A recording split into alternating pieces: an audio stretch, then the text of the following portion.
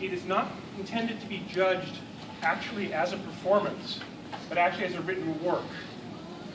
Now, when I brought this up in the judging yesterday, one of my judges asked me a very unexpected question, which was, shouldn't you have entered this in the arts and sciences competition?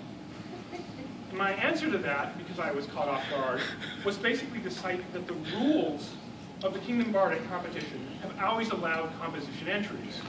And in fact, the very first year, a composition entry was one of the winning pieces. However, after the judges left, I thought to ask myself, why should that be so? Why does this competition encourage composition entries? And my answer is this, that when you create something that can be performed, you add to the Bardic community. You've gone to Bardic fires, and you hear people say, I'm bringing you a song, and they say with pride, from my home barony. Plays that I have written, personally, have been performed in the SCA. So I believe it is a true, valid thing to be doing as a Bardic entry, this work of composition. So to begin with, let me tell you what I'm doing. My piece is a short scene written in the style of Elizabethan theater. And my goal is to prove that the techniques and the choices I made writing this piece would have been appropriate for the Elizabethan stage. So to begin with, my piece is a scene of dialogue. It is a conversation between two characters. It is interactive. They hear and respond to what each other say. Now this is where the easiest point to prove, because anybody can walk into any bookstore in the English-speaking world and walk out with something written by William Shakespeare. And his plays are driven that way, with that kind of dialogue.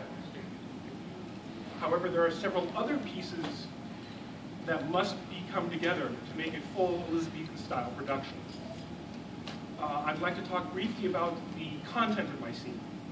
The imagined play, which has never actually been written, that the scene would be in, concerns a man who is recovering from a fever, and he has been delirious. And in his recovery, he meets a beautiful lady, and then, failing to find her again later, he has to question whether or not she was real or a dream. And I will talk a little bit later about whether that is an appropriate conceit for an Elizabethan play. But I wanted to introduce the notion first so that you would follow the scene of dialogue. So my first goal is simply to prove that the piece I have written works as dialogue. To help me with this, Her Highness, Kiara, has generously volunteered to read the scene with me.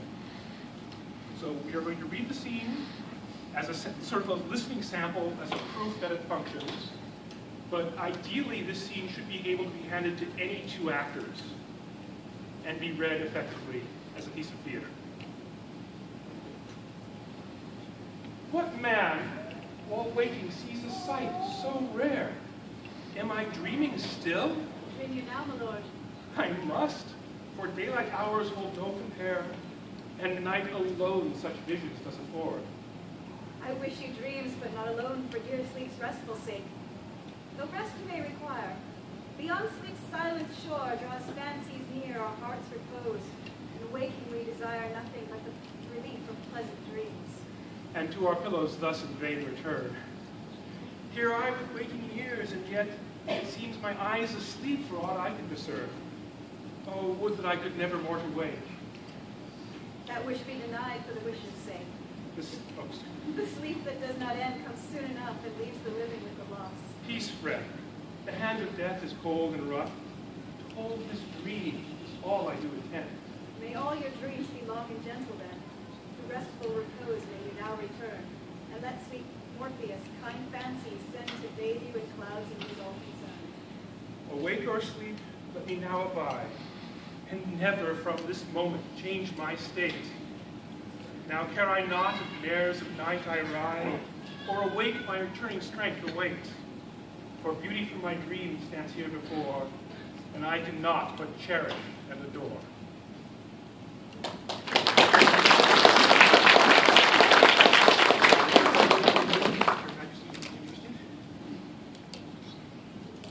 So the conceit, let's start with the conceit of the play. I am not familiar with any Elizabethan play using the conceit of is this person real or a dream. There may be one, I've not written all of them. However, my research does tell me that the conceit of dreams as mirrors of reality and sleep as a metaphor for impermanence or death was very common. These things occur in Midsummer Night's Dream, they occur in The Tempest, they occur in the poetry of Samuel Daniel, which is appended at the end of the documentation. So the conceits of this play, the thematic material of this play, would not have been inaccessible to an Elizabethan audience. That, those metaphors, and that's why, by the way, the confusion of nevermore to wake being sleep or death was included in the scene, because that was a metaphor they used. Now, moving from that, I'd like to talk a little bit about the language of the piece. Well, one of my judges also asked me a wonderful question yesterday about the vocabulary and how much I focused on Elizabethan vocabulary. I did not. I said my answer was about 60%. I did not, check every word, particularly more common ones. But there are some word choices in there that are very intentional. Fancies being used as a noun was appropriate for Elizabethan stage. The reference to Morpheus, because they often reference mythological figures. So there are a lot of turns of phrase. Mares of Night is simply a deconstruction of nightmare, and they would have been aware that the term nightmare originally was written to include the notion of horse. So the language I tried to keep very appropriate. Now the next step about the language for this kind of production is they commonly use a poetic meter called iambic pentameter. And this piece is written in iambic pentameter. Now it was not used exclusively, but most of Shakespeare's written in iambic pentameter. Marlowe's Faustus, I can cite several references that show a great deal of iambic pentameter in Elizabethan theater. There are exceptions. Macbeth's witches do not speak in iambic pentameter. It's an intentional break from the pattern that makes them stand out. So to tell you that my piece is written in iambic pentameter, of course I have to tell you what that means. So an iambic pentameter is simply a meter of 5 items. So are we good? Okay. So Western poetry can be broken down into units called feet. There are units of meter. An iamb, a single iamb, is a foot that contains 2 syllables. The first syllable is unstressed. The second syllable is stressed. Ta-da! So a meter of 5 iambs basically is 10 syllables, 5 pairs of syllables, alternating between unstressed and stressed.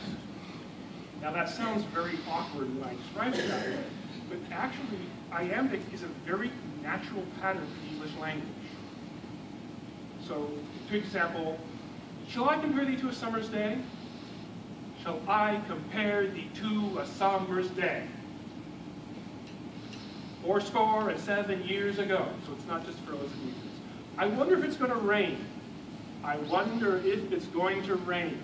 It's actually a very natural sounding pattern until you break it out and hit the stresses. So theoretically, my piece should be written in iambic pentameter. What man while waking sees a sight so rare? And I had to go through and make sure all my lines fit that technique. Now there's another technique that's used in Elizabethan theater where even though the lines should be 10 syllables long, they're sometimes broken up. So there's a scene very early in my scene where I say 5 syllables, and she answers me in 5 syllables. That would have been, for the sake of the meter of the piece, considered one line, even though the dialogue is broken between the 2 people. Now there's an additional layer of difficulty for this particular piece. The scholar Ben Crystal pointed out that the play Romeo and Juliet, in addition to being iambic pentameter, has scenes that are also constructed with the poetic structure of a sonnet. So now, having defined iambic pentameter, I have to define a sonnet. A sonnet is a poem written in iambic pentameter. It's a 14-line poem.